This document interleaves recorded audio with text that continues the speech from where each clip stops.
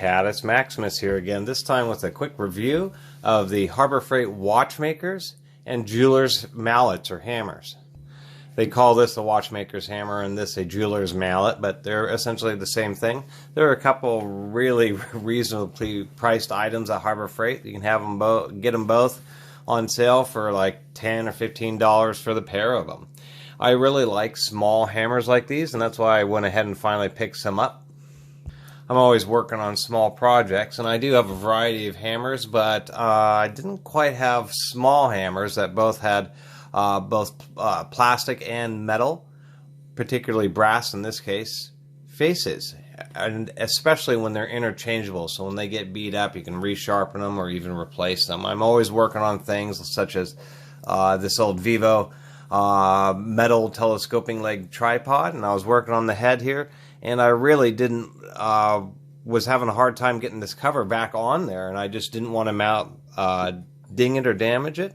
And that's one of the great things about these plastic face hammers, is it's real nice to get quite a bit of control and really tap something in nicely, or even the smaller one, which is the one I actually use. That way you can tap something in without having to ruin a surface, such as the beautiful chrome that's on this Vivo. I will end up reviewing this. This is by far the best compact metal tripod I've ever encountered. The thing weighs like 3 or 4 pounds. And if anybody's ever seen these metal telescoping leg tripods, most of them are pretty low quality. Even worse than what many items at Harbor Freight sell. So these hammers are pretty solid. We'll get a pretty solid piece of steel here. And they do. They have quite a bit of force. What I really like, and I'll show inside, is that the hammer faces on this Jeweler's hammer are slightly cushioned. So it doesn't really make it act like a dead blow, but it does soften the initial sharp percussive hit. So it's actually less likely to ding things up, just because you don't have to worry quite so much. I mean, you have to control the level of force. It's a small hammer.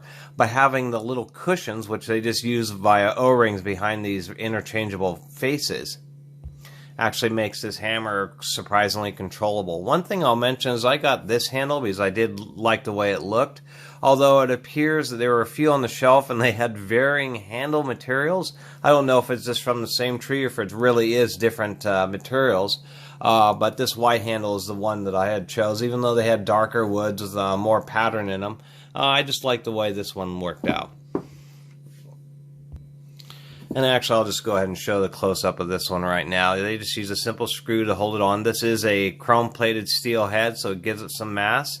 And these are screw on and off collars. They include a little hole there, so if they do get stuck, instead of using pliers and dinging up the surface, you can put like a small Allen wrench or a nail or something in there to get these unscrew. And then you can unscrew the hammer face heads. And this is true on both sides, both on the nylon. They include a little O-ring. So of course you can pull out that O-ring and have it be more like a regular hammer, but I like the idea of having it in there just to make it a little bit of a softened blow. And then this is all they have. They this has a brass rod.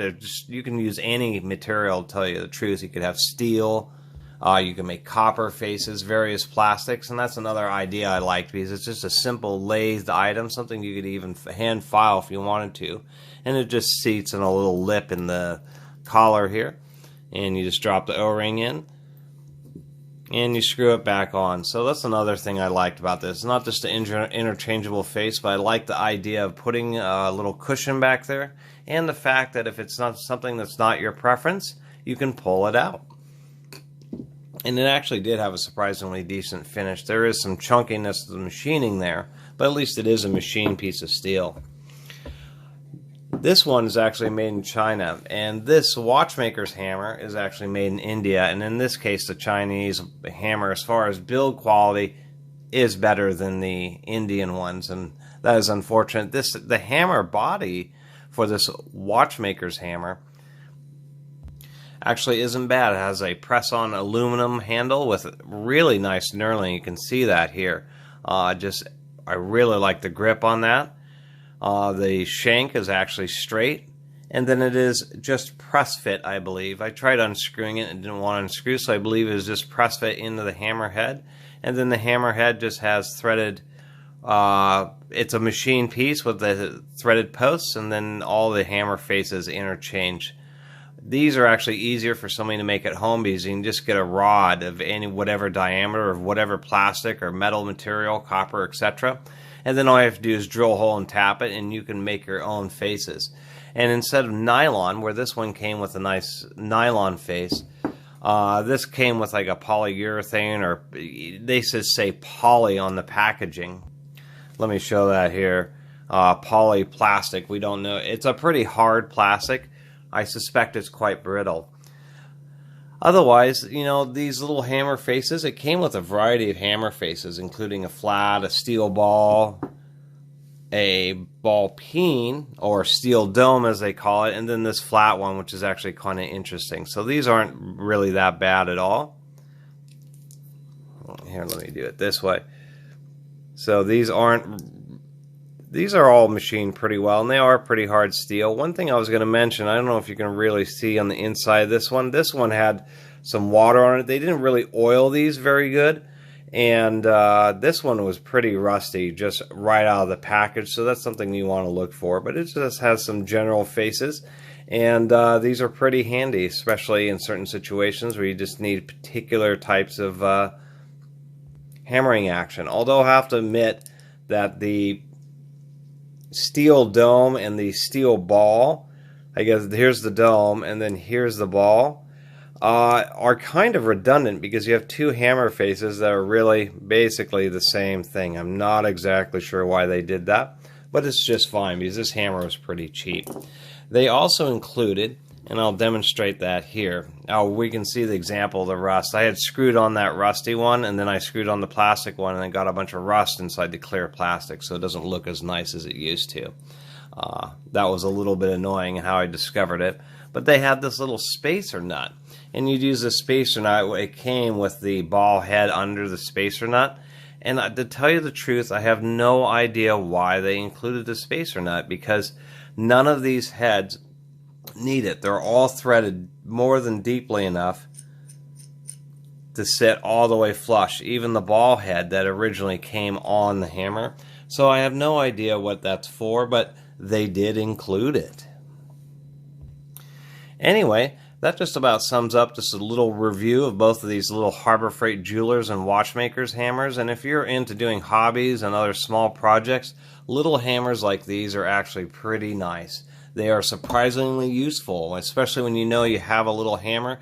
You can just grab it and really, they get a lot of use. I find that the plastic face ones are particularly good. There's lots of power tools and stuff that I fix and repair.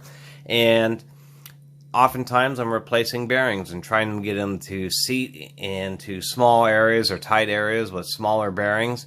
And it's kind of hard to get them started to really evenly, which is important. So little hammers like this are real nice because you're not putting too much force onto the bearing, getting it all cockeyed and jammed up in the bore, and it's easy to get back out, and then you can just go along with a small hammer and get it started. So I really actually have quite enjoyed these.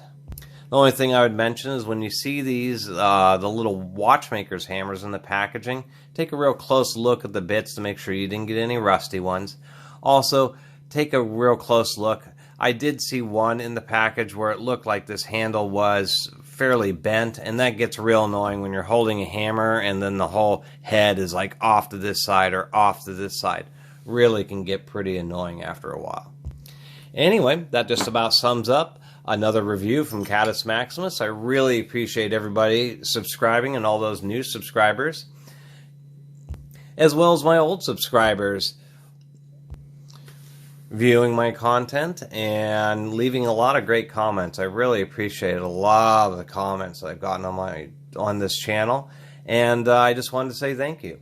Anyway, once again, please subscribe. Catus Maximus out.